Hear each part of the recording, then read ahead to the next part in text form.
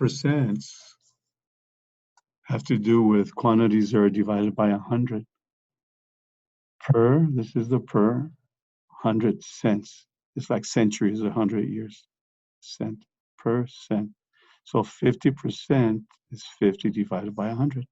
Notice that division by 100 and the percent symbol mean the same thing. You could write it one way or the other. Here's some practice. Change 0.03 into a percent, move the decimal twice this way so you could be able to say divided by 100. And then erase this percent, the division and the 100, and put a percent symbol. This one, you move it twice also. You always move it twice to the right. So here's the 33 that we caught. The repeating still goes on. 0.3333 repeating is 1/3. So that would be percent. After you move the decimal 2 times, it's percent in the right direction, to the right. The 1 doesn't show the decimal, so we should know it goes here at the far right. Move it twice in this direction. So this would be 100%. So I picked up 2 zeros right here. Then you put the decimal here. And since you moved it, you put a percent. You moved it in this direction. This is a percent. And this one, you first change it to a fraction. 7 times 2 plus 1, that's 15/7. Key it into your calculator, it gives you this decimal number. Move the decimal twice. And then tangle on the percent. Now we're going from the percent to a decimal. So erase the percent and put its meaning, divide by 100. So 5 divided by 100 is 0.05.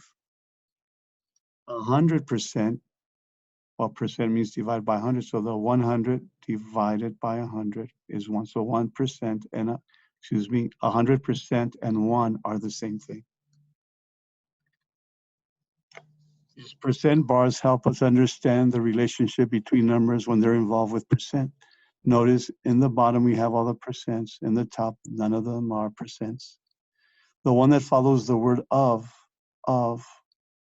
is paired up with a percent, with a 100%. So the 70 is the 100%. This is the whole thing of whatever they're talking about. So here's a 70, here's a 100%. So what this is answering is 40% of 70. 40% of 70 is how much? So notice how these are paired up and these are paired up. Form a proportion. X over 40% equals 70 over 100%. Isolate the X, solve for the X. You could cancel the percents. So the X would have to be a 28. That's the number that should be here, 28.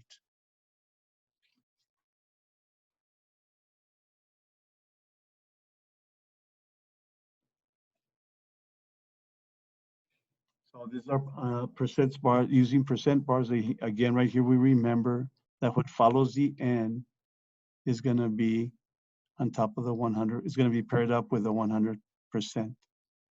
So 42% of N. 42% of N is what number? Well, you set up a proportion.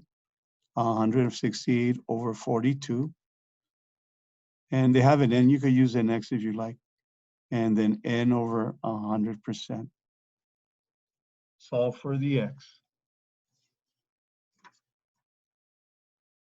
This part has to do with finances and money.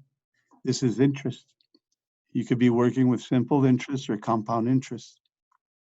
One way to remember interest and its meaning is interest is the extra amount.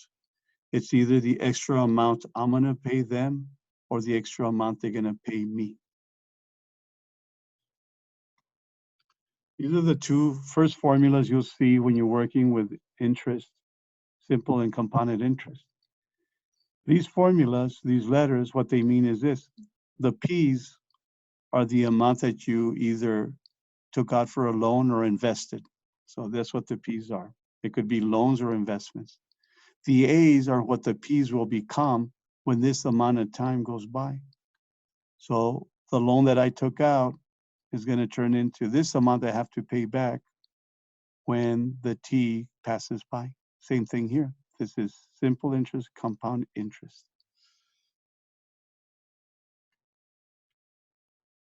So the A is the future amount, the P is the present amount, the rate is easy to identify, it's the one that has a percent, time in years, T is time in years, and M is compounding periods.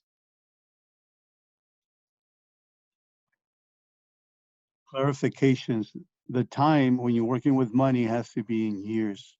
So how many years would 3 months be? Well, it's 3 months out of the 12 months, 3/12. So 3 months is a fourth of a year, and this is what you would plug into the formula. Clarifications on the M. How do I know what the value of the M is going to be in the formula? Well, you look at how they wrote it. If they said compound daily, the M is going to be 365. If they said compounded weekly, the M is going to be a 52. If they said compounded monthly, the M is a 12. Compounded quarterly, M is a 4, and so forth. Another way to remember this, ask yourself how many days are in a year, how many weeks are in a year, how many months are in a year, how many quarters in a year, semi-annually, how many half years are in a year, and how many years are in a year.